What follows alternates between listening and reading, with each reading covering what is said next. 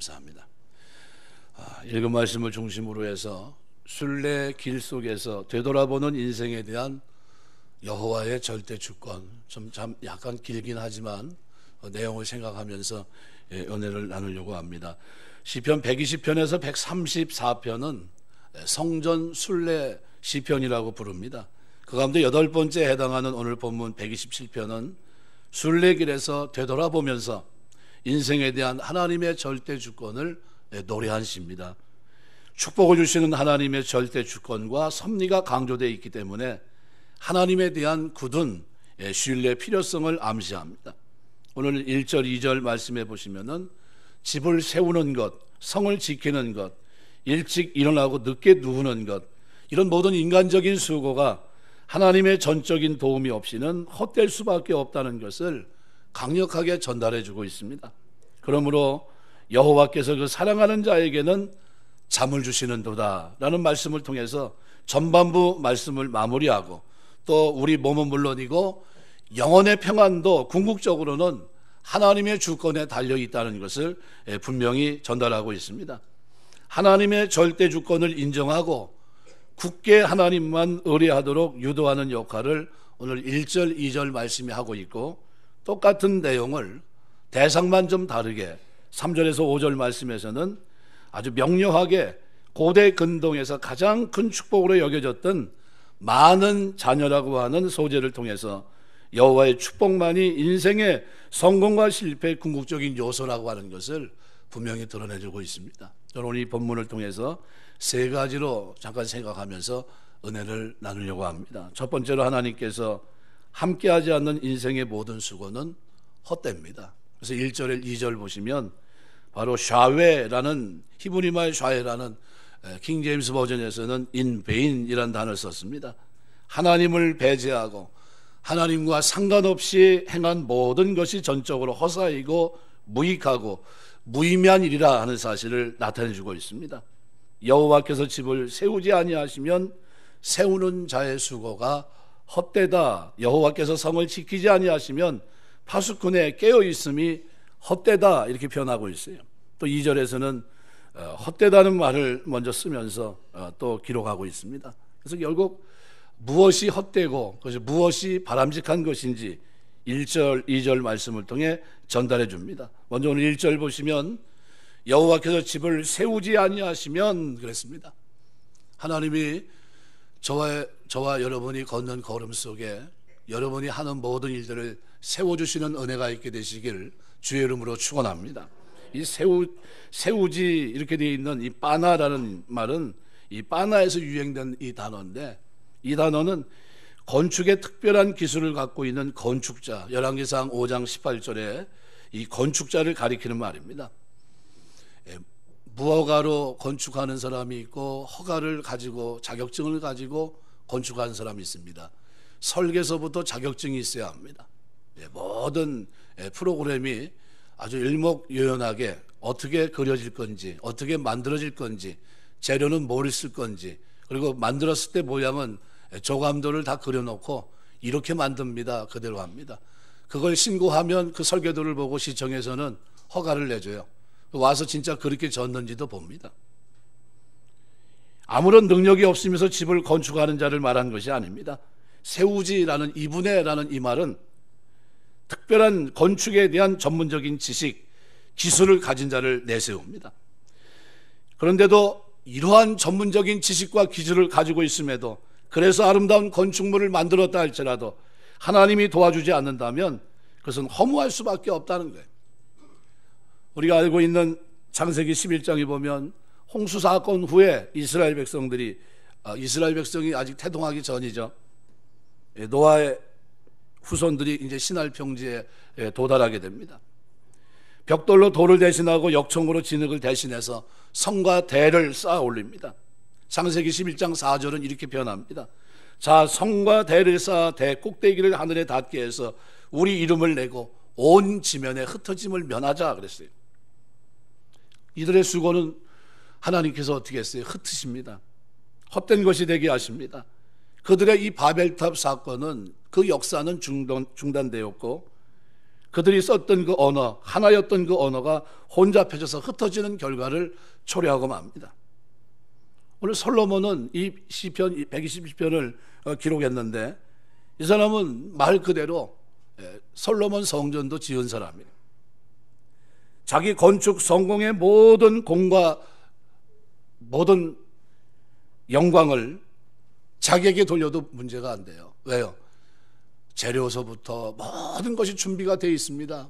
근데 여기서 까딱 잘못하면 내가 했다, 내가 이렇게 했다, 이건 다 내 공이다, 뭐 이렇게 얘기할 수 있는데, 그런데 솔로몬은 자기 건축의 성공, 아무리 좋은 재료, 기술, 모든 것을 가지고 있었지만 이거는 하나님이 세워주셨기 때문에 세워진 거다, 이렇게 얘기합니다.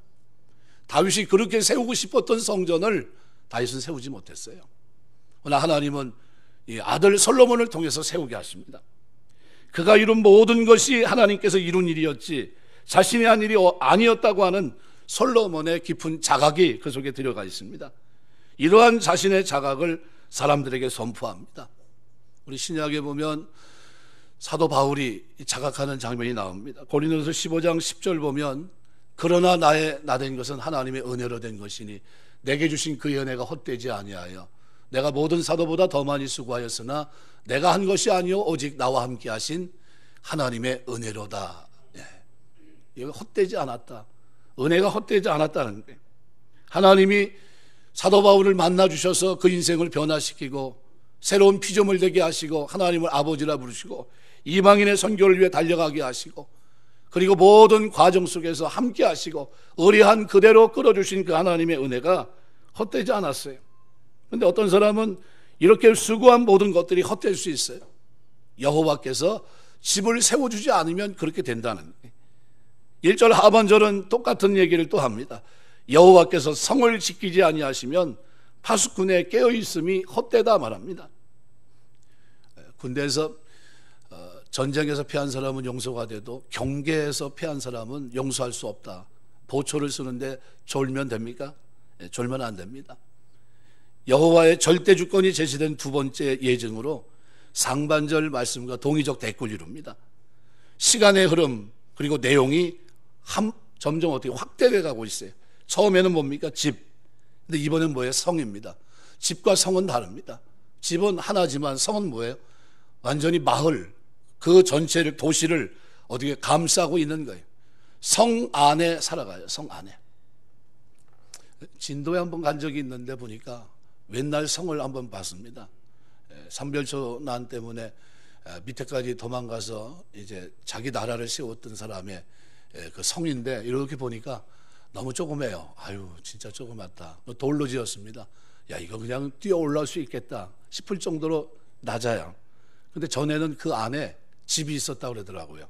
그러니까 그 안에 사는 겁니다. 그러니까 여호와의 절대 주권이 제시되고 있는 두 번째 예증으로 성, 히브리 말 이르라는 것을 쓰고 있습니다. 도시, 성읍, 마을입니다. 이미 집이 건축된 차원을 넘어서 마을이 됐고 이제 성곽이 세워진 상황을 묘사합니다. 그럼에도 불구하고 여전히 성이 됐지만 하나님이 보호하시고 돌보심이 절대적으로 필요하다는 거예요. 만일 그렇지 않으면 무너진다는 겁니다. 그래서 여기 파수꾼에 깨어있음이 헛되도다. 성을 하나님이 지켜주지 않는다면, 그래서 파수꾼이 헛되게 수고했다라는 그런 뜻입니다.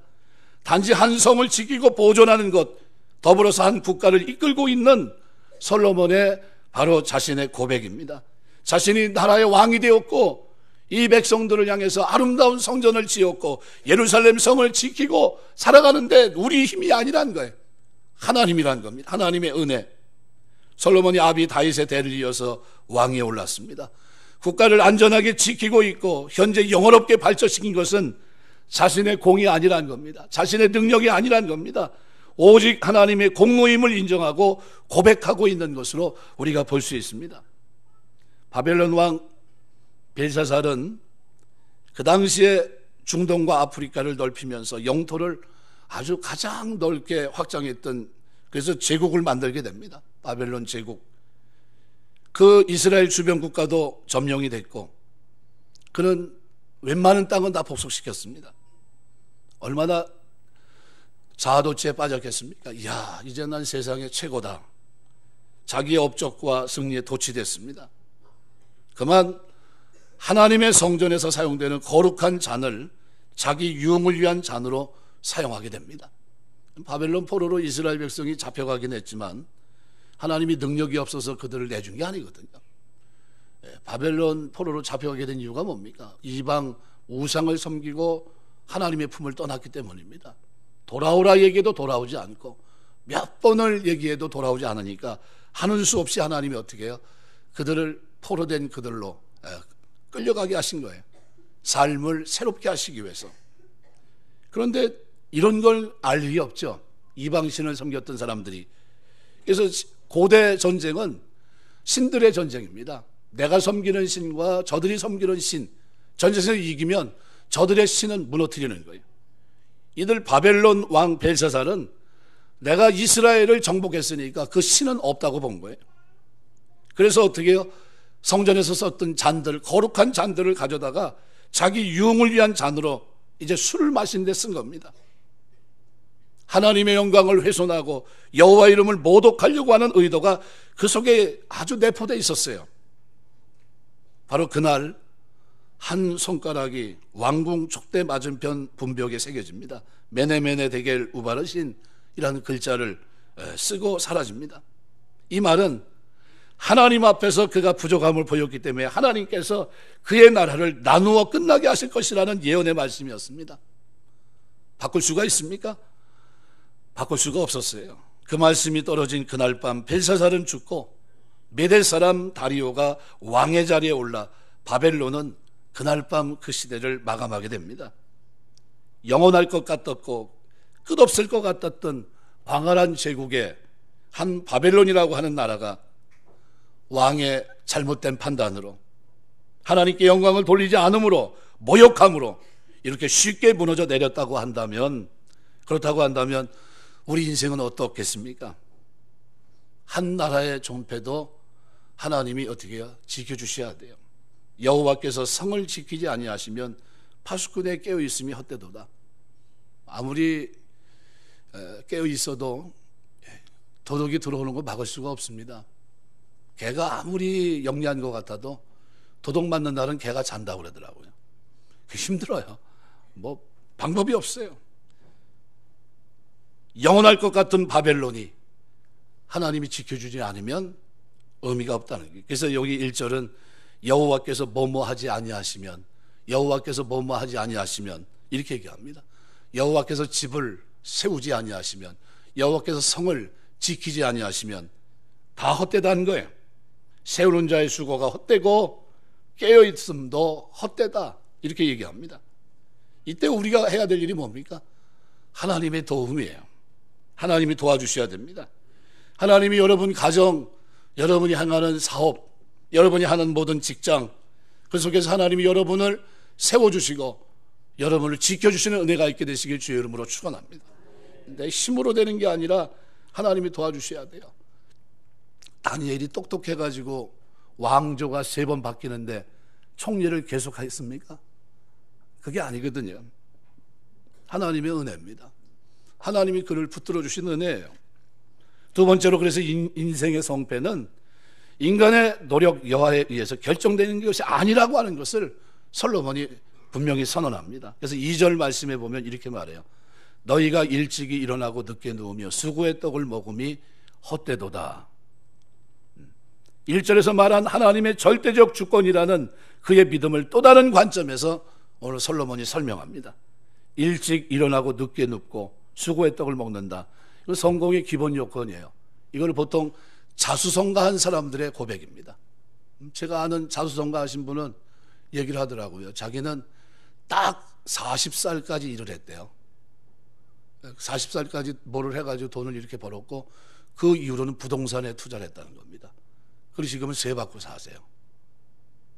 딱 40살까지.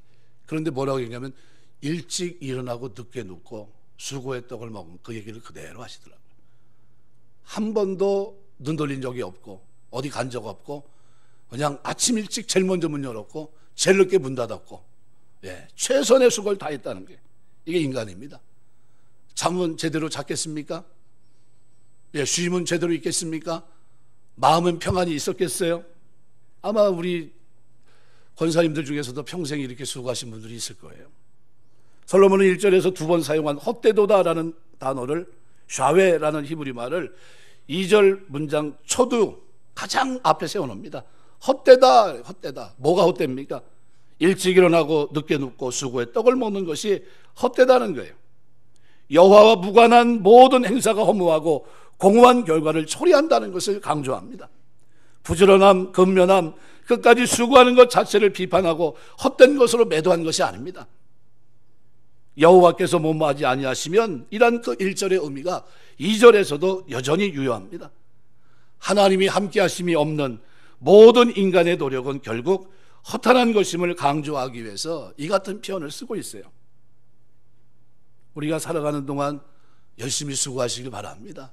그런데 하나님이 세워주시고 일으켜주시고 지켜주시는 은혜가 늘 넘치게 되시길 주의 이름으로 축원합니다. 내가 조금 힘들어도 하나님이 도와주시면 돼요. 남들보다 조금 문 늦게 열고 좀 일찍 닫고 남들보다 좀 덜 수고해도 잠 편하게 잘 수 있도록 하나님 인도하시면 되는 겁니다. 왜 그런 얘기를 하냐 하면 2절 하반절에 그 얘기를 하고 있어요. 그러므로 여호와께서 그의 사랑하시는 자에게는 잠을 주시는도다. 제가 중학교 때 물론 어렸을 때서부터 어머니 손 붙잡고 이제 새벽 기도 가는데 무서우니까 같이 가자 그래가지고 제가 장남이거든요. 뭣도 모르고 어머니 손에 붙잡혀 가지고 새벽 기도 했었습니다. 우리 자녀들 데리고 새벽 기도 하시길 주의 이름으로 축원합니다. 아무 소리 적은 거 보니까 목사님이라 그렇게 하시고 저희는 좀 힘들 것 같습니다 이렇게 얘기하시는 것 같아요. 하여간 집안에 있으면 데리고 손 붙잡고 꼭 교회 나가세요. 어렸을 때 그 기억이 아직도 선합니다. 아주 선명합니다. 근데 이제 새벽 기도도 하고 이렇게 부흥회도 하고 이렇게 쭉 이제 신앙생활 하는데 이제 성경을 읽으라고 또 위에서 또 지시가 내려오죠. 야, 이놈아 성경 좀 봐야지. 성경 안 보고 신앙생활을 어떻게 옳게 하냐. 야단을 쳐요. 집에 가면 또 어렸을 때는 제 외할머니가 계셔가지고 할머니는 매일 성경 보고 계시니까 그러니까 이제 가서 보면 재미가 없잖아요. 피가 끓는 그죠? 어린 아이, 4학년, 5학년, 6학년 때 집에 가면 가방 휙 뱅기치고 밥 먹고 빨리 나가서 놀아야 되는 판에 성경이 눈에 들어옵니까? 들어오질 않죠. 성경 읽으라면 읽겠습니까? 웬만해서 어떤 약속이 없는 한은 절대 보질 않죠. 그래서 제일 보기 쉬운 게 어디냐면 시편이에요. 그리고 그 다음에 보기 쉬운 게 잠언이고 아주 장도 짧거든요. 그래서 굉장히 좋아해요 시편을. 그래서 이제 읽으면서 127편 야 성경 몇 장 보고 가라 그러면 이쪽을 피는 거예요. 이쪽이 굉장히 짧잖아요. 짧으면서도 아주 간단합니다. 그러니까 몇 장 봤다 그러고 할머니 나 나갈게 그러고 얼른 나가요.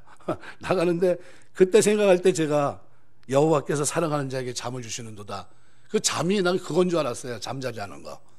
그래서 내가 쭉 성장하면서도 성경에 그렇게 관심을 안 가졌으니까 누워서 잠을 하나님 날 은혜 주셔서 참 잘 자게 하신다. 지금도 저는 커피 10잔 마시고 잘 자요. 밤에 12시 돼가지고도 밤에 말 그대로 커피 마시러 내려가요. 그러면 뭐하러 내려가냐고 그래요. 뭐하러. 그래서 커피 마시러 간다 그러면 미쳤냐고 그럽니다. 미쳤냐고.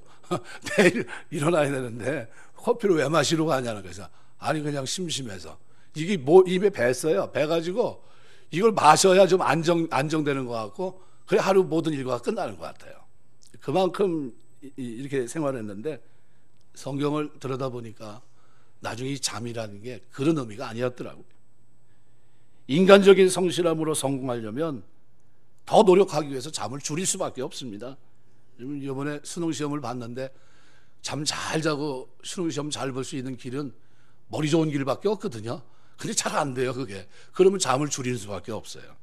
잠을 자도 단잠을 자지 못하는 경우가 많습니다. 그런데 여기 반해서 하나님께서는 사랑하는 사람에게 잠을 주신다는 거예요. 잠을. 이거는 영혼의 평안도 궁극적으로는 하나님의 주권에 달렸다는 거예요. 아무리 고단한 이 광야길 같은 세상을 살아가고 날마다 그저 일이 끊이지 않아도 그 속에서 평안한 가운데 살 수 있는 것은 하나님이 우리의 심령을 평안하게 하시기 때문이에요. 그런 은혜가 있게 되시길 주의 이름으로 축원합니다.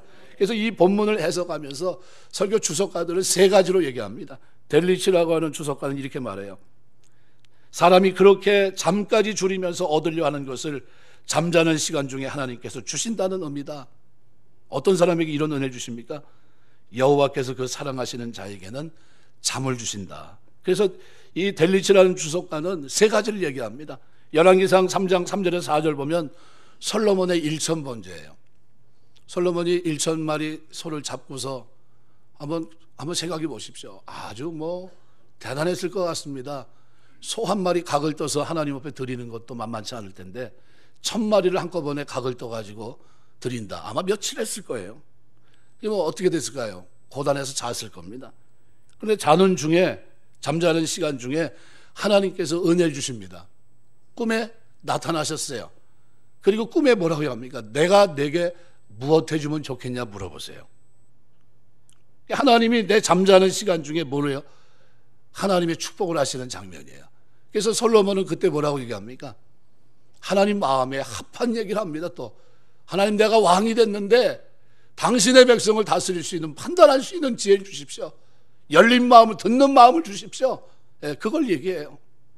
근데 하나님이 그걸 들으시고 어떻게 해요? 이게 내 마음에 합했다 하면서 어떻게 해요? 원하지 않고 구하지 않은 부귀, 장수, 그죠? 모든 것들을 솔로몬에게 보너스로 줍니다. 보너스. 이 잠이라는 의미입니다. 잠. 사랑하는 자에게 잠을 주시는 은혜가 여러분에게 있게 되시길 주의 이름으로 축원합니다. 창세기 28장 11절에서 15절 보니까 야곱이 태어날 때부터 누구 발목을 잡고 태어납니다. 형 에서의 발목을 잡고 태어났어요. 간사한 자입니다. 그죠? 장자의 명분을 빼앗기 위해서 팥주고 한 것으로 결국은 어떻게 빼앗았어요. 그리고 얻어진 게 뭡니까? 도망자의 삶입니다. 삼촌 라반의 집으로 도망가요. 빈들에 뭐가 베개가 있겠어요? 돌베개하고 자는데 그날 밤 꿈을 꿉니다. 꿈속에 하나님이 사닥다리가 하늘까지 다 있고, 그래서 천사가 오르락내리락하면서 이 장면을 보면서 거기서 꿈에서 깨서 서원 기도를 해요. 내가 다시 돌아오면 이곳에 하나님 예배하는 곳으로 내가 11조를 하나님 드립니다 하면서 약속을 해요. 이게 야곱 베델의 꿈입니다. 시간 줄이면서 얻으려고 했던, 그렇게 얻으려고 했던 하나님의 축복을 그저 도망가는 중에 하나님께서 어떻게 해요? 꿈속에서 주십니다. 창세기 37장 1절에서 10절까지 보니까 요셉이 꿈을 꿉니다. 어느 날 아버지한테 늘 사랑받고 채색 옷을 입고 있던 요셉이 무슨 꿈을 꿉니까? 볕단의 꿈과 별들의 꿈이 자기 앞에 엎드려 절을 하는 거예요. 이 얘기를 누구한테 합니까? 자기 형들한테 얘기해요. 내가 꿈을 꿨는데 여차저차 이렇게 됐습니다. 형들이 어떻게 해요? 들어보니까 기가 막혀요. 가뜩이나 지금 심기가 영 좋지 않은데, 그러지 않아도 장자들은 자기고, 그죠? 자기들이 이 주도에 나가야 되는데 지금 어때요? 아주 영 기분이 탐탁지 않아요. 그러는 중에 아버지 심부름으로 왔던 요셉을 어떻게 해요? 구덩이에 던지고 애굽에 팔아버렸던 겁니다. 그런데 하나님은 어떻게 해요? 얻으려고 한 것이 아닌데 하나님은 하나님께 주신 꿈을 그대로 성취할 수 있도록 하나님 인도하십니다. 하나님이 여러분이 가지신 꿈을 이루어주시는 은혜가 있게 되시기를 주의 이름으로 축원합니다. 하나님이 은혜 주셔야 돼요. 사람이 그렇게 잠까지 줄이면서 얻으려고 하는 것 손에 쥐입니까? 쥐지 못해요. 그러나 잠자는 시간 중에 하나님께서 주십니다. 말씀 붙들고 살아가는 중에 하나님이 주신다는 게. 두 번째는 와이저라고 하는 사람이 이렇게 얘기합니다. 여기서 잠이란 그에게 가장 적절하고 적당한 것을 나타내는 상징이요 암시로 이해한다, 이렇게 표현하고 있어요. 잠언 10장 22절 보면 이렇게 말합니다. 여호와께서 주시는 복은 사람을 부하게 하고 근심을 겸하여 주지 아니하시느니라. 그렇다면 이것은 하나님께서 그가 구하고 찾고 원하고 요구하는 것을 만족시켜준다는 것보다는 그가 그에게 가장 알맞는 것을 주신다는 사실을 나타낸 것이 된다, 이렇게 표현하고 있어요. 하나님께서 그에게 정말 필요하고 좋은 것을 주신다는 의미로 해석하는 견해가 웨이저의 견해입니다. 또 하나의 견해가 있습니다. 바네즈라고 하는 사람이에요. 이 사람 주석가는 이렇게 말합니다. 하나님께서는 옳은 것을 그가 잠자는 동안에 주신다는 것을 나타낸 것으로 이해할 수 있다, 이렇게 표현합니다. 예를 들어서 아담이 깊은 잠에 들었을 때 아담의 독초하는 것이 하나님 보실 때 좋지 않았어요. 좋게 여기지 않았어요. 그래서 아담이 하나님 앞에 구했습니까? 아내를 구한 적 없어요. 하나님이 주십니다. 내가 구하지 않았는데 하나님 주십니다. 그가 사랑하는 아내를 얻었듯이 자기 노력을 철저히 중단하고 멈춰 서 있을 때 모든 좋은 것을 하나님께서 위로부터 내려주신다는 거예요. 야고보서 1장 17절 말씀대로 각양 좋은 은사가 빛들의 아버지께로부터 내려온다, 이런 겁니다. 이 반해지는 그렇게 얘기해요. 1번, 2번, 3번이 다 잠에 대한 해석입니다. 잠. 여호와께서 사랑하는 자에게 잠을 주시는도다. 제가 중학교 때 읽었던 성경 속의 잠은 잘 먹고 잘 자는 건데, 그런데 이걸 깨닫고 나니까 하나님 은혜가 절실해져요. 이런 은혜가 여러분에게 있게 되시길 주의 이름으로 축원합니다. 남들은 그저 악전고투하듯이 마치 전투를 치듯이 일찍 일어나고 늦게 눕고 또 어떻게 해요? 수고의 떡을 먹는데, 그런데 자기께 됩니까? 자기께 안 돼요. 그런데 하나님의 사랑을 입은 사람들은 늦게 좀 일어나고 좀 사람이 일찍 문을 닫고 수고하는 것도 어때요? 저거 뭐 일하는 것 같지도 않아. 그런데 잘 되게 하시겠다는 거예요. 되게 하겠다는 겁니다. 이런 은혜가 여러분에게 있게 되시길 주의 이름으로 축원합니다. 이 잠에 대한 세 가지 견해가 다 축복이에요. 그러므로 우리는 이러한 사실보다 더 중요한 것이 있는데, 여기 축복에 주어지는 대상이라는 게, 대상 누굽니까? 그의 사랑하시는 자에게 이렇게 축복한다는 거예요. 이렇게 니디도라는 히브리 말은 하나님께서 사랑하시는 대상 혹은 그의 백성을 나타냅니다. 모든 것을 개인적인 열심이나 노력이 아닌 하나님의 은혜로 얻은 자들을 나타내요. 하나님의 은혜로. 성공을 위해 성도들에게 필요한 것은 자기 노력, 성실이 아닙니다. 오로지 하나님께 사랑받는 그의 백성의 정체성 확립이에요. 내가 하나님의 백성이 됐으니까 이제는 하나님, 내가 어떻게 됐든 간에 하나님 말씀대로 살겠습니다. 우선순위가 바르게 정립된 사람으로 살겠습니다. 마태복음 6장 33절 말씀대로 너희는 먼저 그의 나라와 그의 의를 구하라.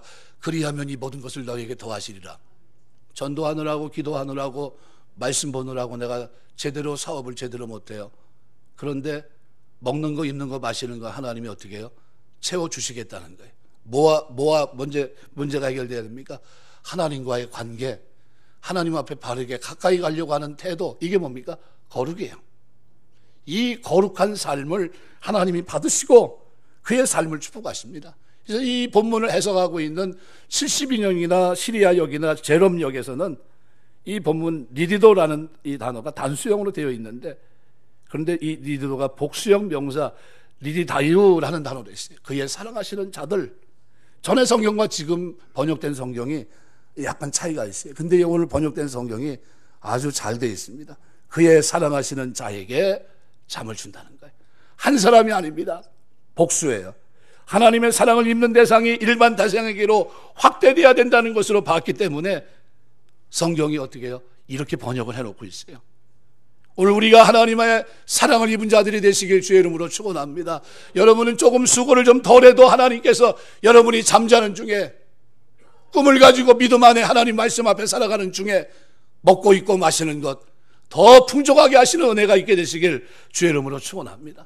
이 하나님의 절대 주권에 있다는 게, 바로 솔로몬이 이것을 깨달았어요. 내가 노력한 것이 아니라는 거예요. 일찍 일어나고 늦게 눕고 수고의 떡을 먹었기 때문에 내가 이렇게 된 것이 아니라는 거예요. 이것은 철저히 하나님의 은혜였다는 겁니다. 하나님의 은혜. 이것을 세 번째로 자녀의 문제와 비교하면서 다시 한번 똑같은 얘기를 반복하고 있습니다. 바로 3절에서 5절 말씀입니다. 보라라는 것은 그 문장을 전환시키는 거예요. 보라, 자식들은 여호와의 기업이요 태의 열매는 그의 상급이로다. 젊은 자의 자식은 장사의 수중에 화살 같으니 이것이 그의 화살통에 가득한 자는 복되도다. 그들이 성문에서 그들의 원수와 담판할 때 수치를 당하지 아니하리로다. 고대 근동에서 가장 큰 축복으로 여겼던 것은 자녀의 문제를 신뢰로 들어 인간의 의지로 될 수 없는 이 부분에서 여호와의 절대 주권을 선언하고 있다는 겁니다. 제가 어렸을 때 이 동네에서 이렇게 보면 남자 형제들이 많은 집이 아주 힘이 막강합니다. 왜? 친구가 있고 형이 있고 동생이 있고 하니까 웬만해서 때리질 못해요. 한번 때렸다면 이게 아주 그냥 동네에 그냥 전쟁이 됩니다. 전쟁. 그 형이 찾아와요. 형이. 야, 네가 내 동생 때렸니? 이렇게 되면은 아주 복잡해집니다. 네, 복잡해져요. 쟤는 제 밑으로 여동생이 셋이 있어가지고 싸움 불리해요. 그때 호리호리 해가지고 싸우면 안 됩니다. 웬만하면 싸우지 않고 지혜롭게 살아야 돼요. 근데 웬만하면 싸웠다 하면 문제가 돼요. 그것도 더군다나 혼자 있는 아들, 이렇게 남자들끼리 싸우는 건 상관없는데 형제가 막 5형제, 6형제 이렇게 있는 집하고는 절대로 싸우면 안 돼요. 그 싸우면 아주 그때서부터 도망 다녀야 돼요. 예. 이게 오늘 본문에서는 바로 그런 얘기입니다. 하나님께서는 아브라함과 언약을 맺으실 때 땅에 대한 약속을 주셨어요. 이 가나안 일경을 기업으로 주시겠다고 약속하셨고, 땅만 주면 뭐합니까? 그 땅을 누리고 지배할 수 있는 자식이 있어야 될 거 아니에요. 그래서 자손들을 창세기 13장 16절 땅에 티끌 같게 하실 것이고, 또 창세기 15장 5절 보면 하늘의 무별처럼 많게 하시겠다고 약속하십니다. 하나님께서는 이 기업, 집을 세울 수 있는 터를 마련해 주셨을 뿐만 아니라 그 기업을 대대로 계승하고 그 집을 더욱 견고히 세울 수 있는 무수한 자손들을 약속하신 겁니다. 자식을 여호와에 주신 기업이라고 서술한 것도 바로 이 같은 근거예요. 여러분 가정에 대를 이어서 할 수 있는 이런 은혜가 있게 되시길 주의 이름으로 축원합니다. 여러분 자녀가 잘 돼야 돼요. 근데 3절은 상반절과 하반절이 평행대꾸를 이룹니다. 자식과 태열매, 여호와의 기업과 그의 상급, 동의대꾸를 형성합니다. 여기 그의 상급 역시 하나님의 주권적으로 베푸시는 은혜로운 결과를 나타내는 겁니다. 창세기 15장 1절이나 역대하 15장 7절. 시인은 이 모든 근원전 축복을 철저히 하나님으로부터 무상으로 조상의 기업을 이어가는 자손들 역시 하나님의 은혜로 주어지는 것임을 분명히 하고 있어요. 여러분에게 자식이 있으면 하나님이 축복하신 줄 믿습니다. 축복이에요. 하나님 주신 축복입니다. 하나님께서 주신 자식은 그 자체가 큰 축복이고 상급이지만 그 축복과 상급은 어떻게 관리하고 양육하느냐에 따라서 때로는 큰 복이 될 수도 있고 때로는 재앙이 될 수도 있어요. 잠언 19장 13절 보면 미련한 아들은 그 아비의 재앙이라고 말합니다. 잠언 19장 18절에는 내가 내 아들에게 소망이 있은즉 그를 징계하라 말합니다. 오늘 4절 말씀에 보면 솔로몬은 젊은 자의 자식은 장사의 수중에 화살 같다. 젊은 날에 얻은 자식을 얘기합니다. 젊은 날에 여러분이 결혼해서 자녀를 얻잖아요. 허니문 베이비도 있고, 그죠? 그냥 몇 년 만에 그냥 자식을 얻는 경우도 있고, 저는 9년 만에, 제가 아는 사람 가운데 9년 만에 자식이 생겼는데 얼마나 좋아하는지 몰라요. 그 사람이 제가 아는 사람 중엔 최고입니다. 9년. 솔로몬이 자식을 장사의 수중에 화살로 말하면서 말년에 부모가 의지할 큰 힘으로 말하고 있는 겁니다. 그래서 중국 속담과 격언을 다뤄놓고 있는 책 가운데 즐거운 역사라는 책이 있는데 그 책에 보면 이런 속담이 있습니다. 아들이 가정에 태어나면 문 앞에 활과 화살을 걸어놓는다. 그 아래에는 이런 각주가 붙어 있는데 이렇게 얘기합니다. 그런 관습이 문자 그대로 지켜지지 않지만 이는 새로운 보호자가 그 가정에 생겼음을 뜻하는 은유적 표현임이 틀림없다. 그러면 아들이 하나 딱 자식이 생겼어요. 새로운 보호자가 가정에 등장했다는 겁니다. 이게 축복이라는 거예요. 기업, 이게 다 그겁니다. 이렇게 본다면 본문은 부모와 자녀가 동시에 들어야 될 말씀입니다. 자녀는 장사의 수중의 화살처럼 부모의 안전한 부양자가 되고 보호자가 돼야 됩니다. 잠언 15장 20절 보면 지혜로운 아들은 아비를 즐겁게 해도 미련한 자는 어미를 없인 여기느니라. 우리 교회를 출입하는 가정마다 여러분 자녀들이 늙어 있는 부모님을 공경할 수 있는 경외하는 자녀 되시길 주의 이름으로 축원합니다. 그래서 제가 이 레위기 말씀을 2주 전에 제가 설명을 하면서 제가 거룩이 뭔지를 설명하면서 말씀을 드렸지만 18장과 20장은 성범죄에 대한 겁니다.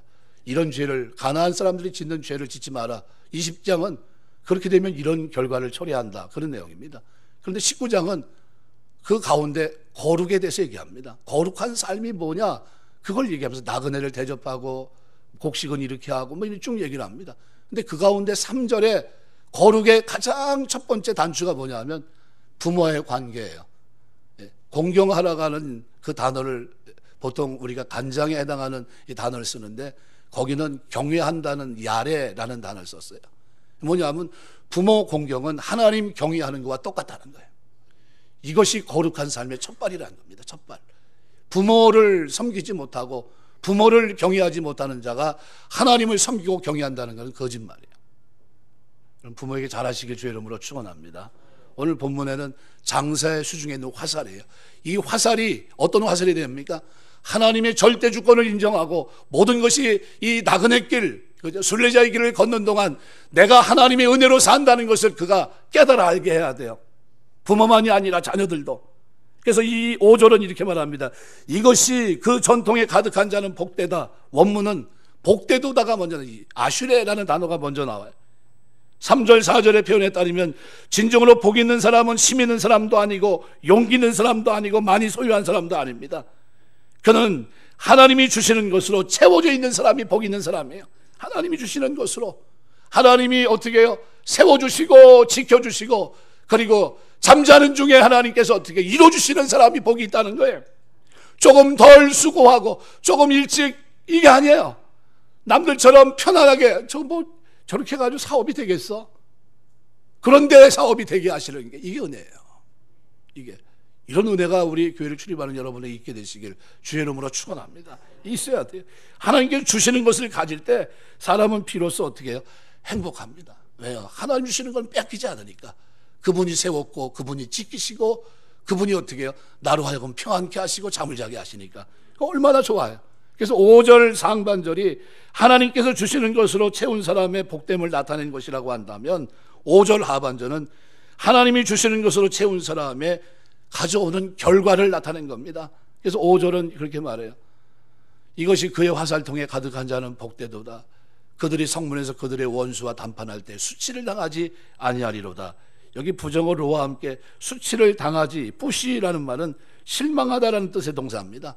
이 단어가 언제 쓰였냐면 적과 원수들이 그들의 능력이 좌절된 후에 도주하게 된 상황을 묘사할 때 쓰는 그런 단어예요.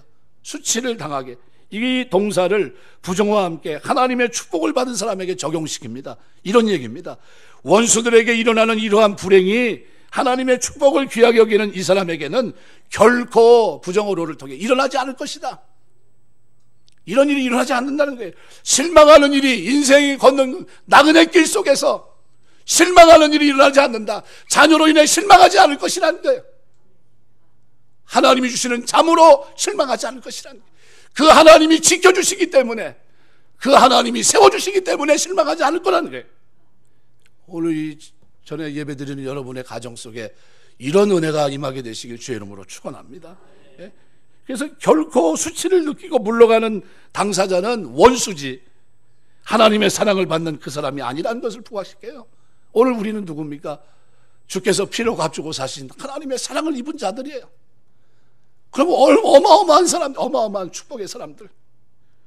단순히 자녀를 많이 가진 자가 수치를 당하지 않는다는 사실을 전하고 있는 내용이 아닙니다.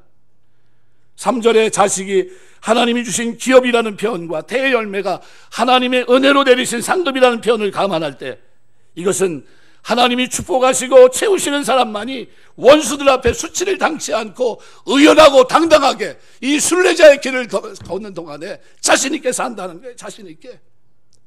우리 예수 믿는 사람들이 좀 당당하게 살아야 되지 않습니까? 힘있게 살아야 돼요. 이번에 임직을 하는데 임직하는 여러분 가정이 이런 가정 되시길 주의 이름으로 축원합니다. 하나님의 은혜 절대 주권을 인정하고 하나님이 세우는 집, 하나님이 지키시는 산업, 하나님이 형통케 하시는 은혜가 넘치고 하나님이 잠을 주셔서 조금 부족해도 하나님이 그 인생을 풀어주시는 은혜, 형통하게 하는 은혜가 있어야 돼요. 우리 자녀는 좀 힘들어. 얘는 참 여러 가지로 부족해. 그런데 하나님이 어떻게 되게 하시는 거예요. 되게. 이게 은혜예요. 은혜. 그래서 인생은 자기 힘으로 일찍 일어나고 늦게 자고 수고의 떡을 먹고 여기에 달려있지 않다는 거예요. 누구에게 있습니까? 하나님과 어떤 관계에 있느냐, 그 하나님과 어떤 관계 속에 있느냐, 이것이 중요하다는 거예요. 말씀을 맺겠습니다. 솔로몬은 인생에 대한 하나님의 절대 주권을 오늘 본문을 통해 교훈합니다. 성전에 올라가는 순례자의 노래입니다. 하나님의 전을 올라가면서 이 백성들이 하나님 앞에 바로 이 노래를 불렀어요. 하나님, 내 인생이 하나님 손에 있습니다. 하나님이 세워주셔야 되고 하나님이 지켜주셔야 되고 내가 잠자는 중에도 하나님의 은혜를 주셔야 되고 그 은혜를 노래하며 살 수 있도록 나를 도와주시는데 하나님이 주신 기업 대열매가 이 땅에 사는 동안 하나님의 기업을 이어갈 수 있도록 도와주시고 그가 나의 보호자가 되게 하시고 내가 살아가는 동안 평안케 하옵소서. 이 약속이 오늘 본문에 시편 127편입니다. 집을 세우고 성을 지키는 일이 하나님께 달려있다는 사실을 자각하면서 자신의 순례자 길에 인생길 역시 하나님의 보호의 필요성을 절실하게 깨달았던 겁니다. 하나님이 함께하지 않은 인생의 모든 수고는 그래서 헛되다고 3번 얘기한 거예요. 헛되다, 헛되다, 헛되다. 일찍 일어나고 늦게 눕고 수고의 떡을 먹음이 헛되다. 그러므로 여호와께서 사랑하는 자에게 잠을 주시는도다. 커피 10잔 맞고 잠 잘 자는 걸 얘기하는 게 아닙니다. 하나님, 오늘 교회 갔더니 교회 목사님이 커피 10잔 먹고 잠 잘 자라고 설교하더라고. 이렇게 얘기하면 또 곡해하시고 하는 거예요. 어떤 겁니까? 여러분이 자는 중에 좀 부족하도 하나님이 여러분의 삶에 필요한 것으로 채우시고, 상상하지도 못했던 내 마음속에 있던 그 비밀을 하나님이 꺼내놓으시고 내 소원을 이루어주시는 은혜가 여러분이 잠자는 중에 있게 될 줄 믿습니다. 그 평안이 우리 광야길 걷는 동안 있어야 돼요. 순례길을 걷는 동안, 여호와의 전을 향하며 올라가는 동안에 우리의 삶에 이런 기쁨이 있다면 여러분 교회 나오겠어요? 안 나오겠어요? 나올 만하지 않습니까? 그 하나님이 여러분의 인생을 책임져 주시고 광야길을 걷는 동안 이렇게 하신다고 한다면 심판은 나지 않겠습니까? 그런 믿음 생활이 저와 여러분의 신앙생활 속에 넘치게 되시기를 주의 이름으로 축원합니다. 기도하겠습니다.